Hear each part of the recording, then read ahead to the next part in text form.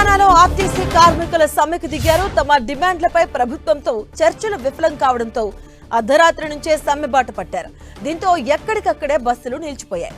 అర్ధరాత్రి నుంచే బస్టాండ్లలో బస్సులను నిలిపివేయగా రాష్ట్ర వ్యాప్తంగానూ అన్ని ప్రాంతాల్లో బస్సులు డిపోలకే పరిమితమయ్యాయి. మరోవైపు ఆర్టీసీ సమ్మెతో ప్రయాణికులు తీవ్ర ఇబ్బందులు పడుతున్నారు.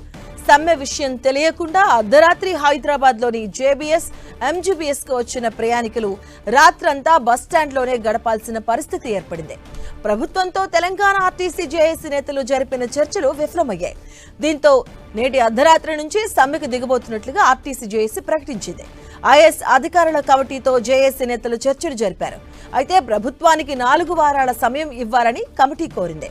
సమ్మెను విరమించుకోవాలని విజ్ఞప్తి చేసింది. కమిటీ ప్రతిపాదనను జేఏసీ అంగీకరించలేదు. చర్చలు కొలిక్కి రాకపోవడంతో ఆర్టీసీ సంఘాలు సమ్మెకు వెళ్లాయి. తమ సమస్యలను అధికారులకు వివరించామని, తమ డిమాండ్లేవి కొత్తవి కావని, గతంలో ఇచ్చిన హామీలే అని ఆర్టీసీ జేఏసీ చెబుతుంది.